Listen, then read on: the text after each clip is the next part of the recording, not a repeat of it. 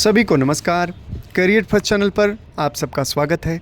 आज का डिक्टेशन लिखने के लिए तैयार रहें। Ready start.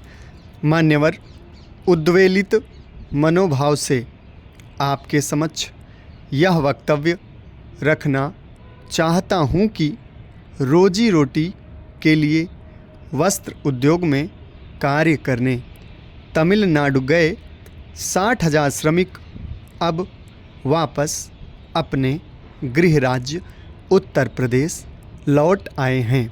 हाल में प्रकाशित एक रिपोर्ट के हवाले से किया गया प्रदेश सरकार का यह दावा एक नई आशा का संचार करने वाला है।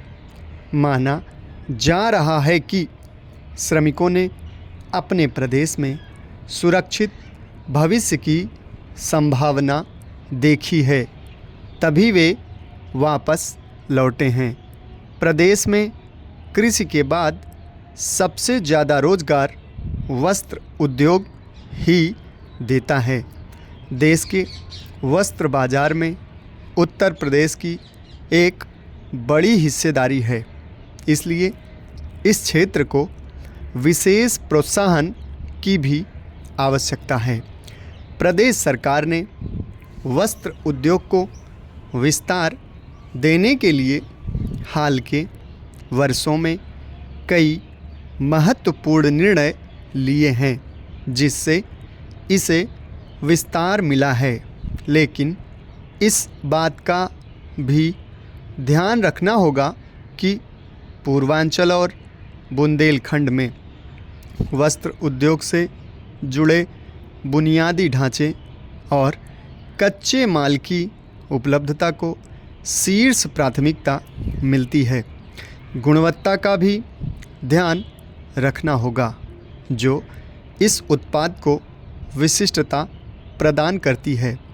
सरकार ने प्रदेश को टेक्सटाइल हब बनाने की दिशा में प्रयास शुरू किए हैं। बड़े पैमाने पर निवेश और रोजगार के अवसर भी उपलब्ध होंगे। विशेषज्ञों का मानना है कि 1 करोड़ के निवेश पर 70 से ज़्यादा लोगों को रोजगार उपलब्ध होता है। पिछले 4 वर्षों में 66 बड़े उद्योगपतियों ने 8,715.16 करोड़ रुपए का निवेश किया है। इन 66 टेक्सटाइल मिलों की स्थापना होने से 6 लाख से अधिक लोगों को रोजगार मिलता है। इसके साथ ही वस्त्र उद्योग से जुड़ी छोटी इकाइयों की चिंता भी करनी होगी। इसे सबसे पहले स्थानीय स्तर पर ही बेहतर बाजार उपलब्ध कराना होगा, अन्यथा बड़े पैमाने पर उत्पाद गोदामों में पड़े रह जाते हैं और व्यवसायियों को क्षति उठानी पड़ती है। धीरे धीरे उनका मोह भंग हो जाता है। वस्त्र उद्योग के अनुकूल वातावरण होना भी आवश्यक है। कच्चे माल की उपलब्धता और कीमतों पर नियंत्रण भी आवश्यक है।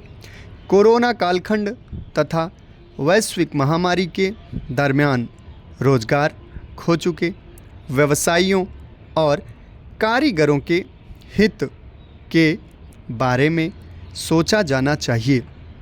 देश के अंदर जो बेरोजगारी बढ़ चढ़कर सिर उठा रही है, उसके लिए गंभीरतापूर्वक नीतियां तैयार की जानी चाहिए, ताकि आज की यूथ जनरेशन को रोजगार का अधिकार प्राप्त करने का पूर्ण अवसर प्राप्त हो सके।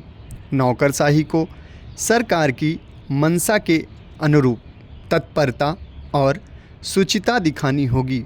माननीय अध्यक्ष जी, आपकी आज्ञा से मैं इन्हीं शब्दों के साथ अपने इस वक्तव्य को समाप्ति की ओर ले जाना चाहूँगा।